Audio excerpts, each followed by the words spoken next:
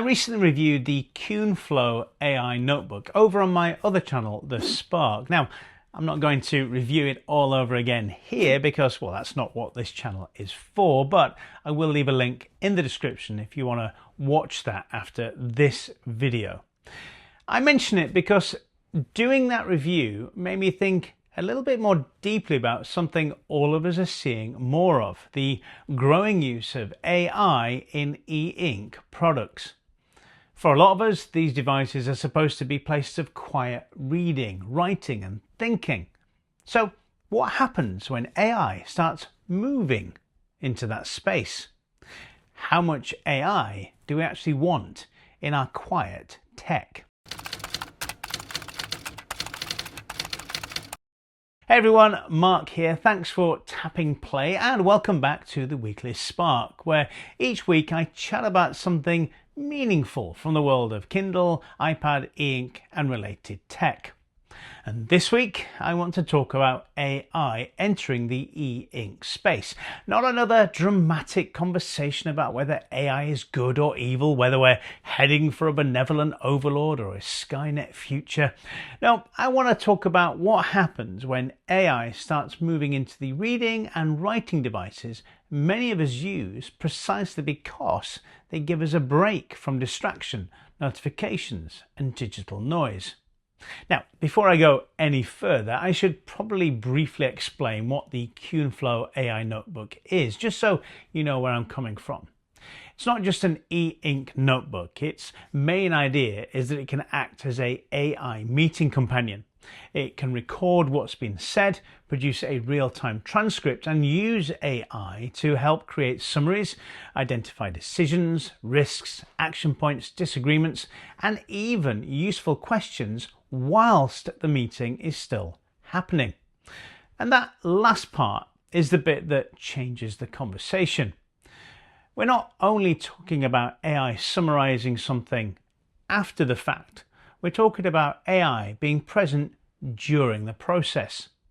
Not just tidying up your notes later, but helping interpret what's going on while you're still in the room. And Cuneflow is not the only sign of this direction of travel. Amazon is also pushing AI further into the Kindle Scribe with Send to Alexa Plus. Supported Kindle Scribe users can send notes and documents directly to Alexa. Alexa can then help summarize that material, answer questions about it, and turn information into things like to-do lists, calendar events, and reminders automatically. Now, for years, part of the appeal of Kindles, e-ink notebooks, and the like has been that they are not iPads, laptops, or phones. They're more limited, they're often slower, they usually do fewer things, but that limitation is the point. A Kindle works because it's not constantly asking you to check something else. A digital notebook works because it gives you somewhere to write without immediately pulling you into all the usual digital clutter. These devices appeal because they feel quieter. And now AI is moving into that quiet space. But I don't think the answer is to simply reject it. That would be too easy and probably a bit lazy. Some of these AI features are genuinely useful. If you're in meetings, of which I am a lot, it's not hard to see the appeal of a device that can capture what was said, connect it with your handwritten notes and help you find the important bits later. Meetings are messy. People forget things. Decisions get made and then disappear. Action points are half written down. Concerns are raised and then quietly buried under the next agenda item. And somewhere in the middle of all that, you realise you probably should have gone to the loo before it started. Or is that just me? Anyway, if a device can help identify what was agreed, what still needs answering, and where there might be tension or risk, I'd argue that's genuinely valuable. The same is true with something like the Kindle Scribe and Alexa Plus. If I write notes on a scribe and then send them to Alexa, there's an obvious convenience in being able to ask questions about them afterwards, or have Alexa turn those notes into reminders, calendar entries or to-do lists. That's not pointless. For some people, that'll be extremely useful. But just because something's useful doesn't mean it belongs everywhere. At some point, we've got to ask whether adding AI to these devices changes what they're fundamentally supposed to be. A notebook, both the paper and e-ink kind, up until now, has traditionally been a passive tool. You write in it, you gather your thoughts in it, you come back to it later. It doesn't try to translate what you've written, it doesn't tell you what matters, it doesn't suggest what you should ask next, it doesn't turn your thoughts into tasks and reminders for you. An AI notebook is different. Even when it's designed well, it's not merely storing your thinking, it's beginning to act on it. It can analyze it, summarize it, organize it, search it, interpret it, and in some cases offer prompts while the conversation is still unfolding. And I think this is where the e-ink world needs to be careful. I'm not saying I'm against it, I'm just saying we need to be cautious. The whole point of this category is not simply the screen technology, it's the experience. These devices are appealing because they remove some of the noise. They give us a place to read, write and think without all the usual interruptions. If AI helps preserve that, I'm interested. If AI better helps me search a handwritten notebook through clever algorithms, fine. If it helps me find action points from a meeting without dragging me into a dozen other apps, useful. And if it helps me ask better questions, know what was agreed or follow up properly, I can see the benefit. But if AI turns every e-ink device into another productivity hub, another assistant, another cloud service, and even another subscription, then we may lose the very thing that made these devices attractive. That's my concern. Not that AI is useless, it's clearly not. Not that AI has no place in e-ink, I think it probably does. My concern is that companies often struggle to stop at useful. They keep adding, they keep connecting, they keep expanding the system. A simple writing device becomes a meeting companion. A note becomes a task becomes a reminder becomes a calendar event becomes part of a voice assistant ecosystem, and before long, the quiet device you bought to get away from normal tech becomes another route back into normal tech. And that raises another issue: attention. There's a skill involved in taking useful notes, and I'm still learning that one. There's also a skill involved in active listening during a meeting, which is difficult when part of your brain is already wondering what you're having for lunch. There's a skill involved in noticing tension, asking a good question, remembering what was actually said, and thinking through your own ideas while still contributing to the discussion. AI can support those skills, but there's a strong growing argument that it can also weaken them if we start relying on it too much. If I know the transcript will be there later, do I listen as carefully? If I know the summary will be generated afterwards, do I take the same care with my notes? If a device suggests questions during a meeting, do I become better at asking questions, or do I become more dependent on the prompt? I don't think there's one easy answer to all that, certainly not without any long-term analysis. It probably depends on the person, the context, the quality of the tool. But these questions are worth asking before these features simply become normal. There's also the privacy question, and we shouldn't be casual about it.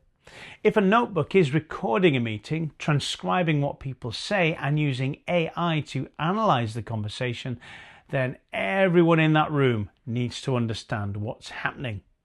Taking handwritten notes is one thing. Recording and analyzing people's words with AI is another. Now, that doesn't mean it should never happen. It means consent, clarity, and data handling should be upfront and center. Where's the audio being processed? Where's the transcript stored? Can it be deleted? Who can access it? Is the AI running locally or on the cloud or a mix of both? These aren't boring technical questions. They're part of whether people can trust the device. And trust is one of the biggest issues in AI hardware. With a Kindle, I know what I'm doing. I'm reading. With a normal notebook, I also know what I'm doing. I'm writing. With an AI notebook or AI-enabled e-ink device, the relationship is less simple. I might be writing, but the device might also be analyzing. I might be listening, but the device might also be interpreting. I might be capturing thoughts, but the system might be turning those thoughts into actions somewhere else. Now that may be helpful, it may even be brilliant, but it's not neutral.